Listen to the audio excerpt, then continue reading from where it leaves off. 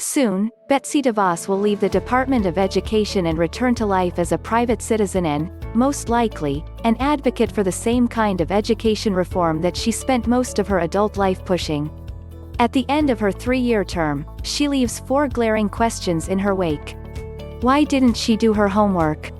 The most widely noted moment during DeVos's confirmation hearing was when she said that guns in schools were necessary to protect against grizzly bears, but that's not what should have set off alarm bells.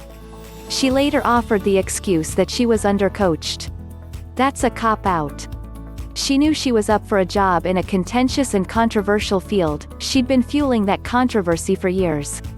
She also knew that she had zero background with public schools, and next to zero background running any organization remotely as large as the department. She had the resources to create her own crash course. Last year, Forbes estimated her family's wealth at $2 billion, so that at the very least she could hit the ground running when she arrived in D.C. Instead, she botched simple hearing questions.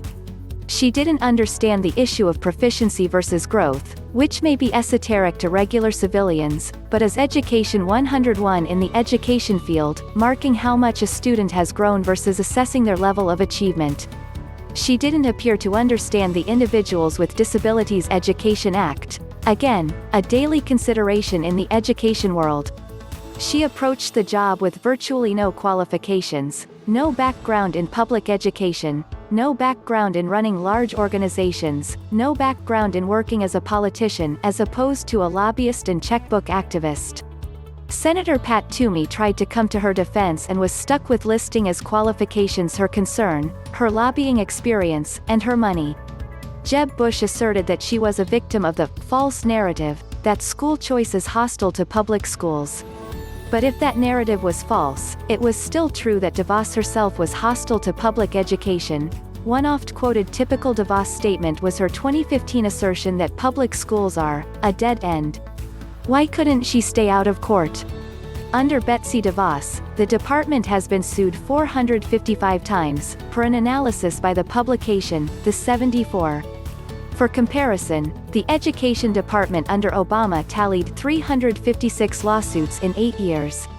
Some of the cases were related to DeVos's extreme reluctance to honor the rules on loan forgiveness for students defrauded by predatory for-profit colleges. Others were related to her clumsy attempts to take pandemic relief funds intended for public schools and reroute them to private ones. Why didn't she make friends?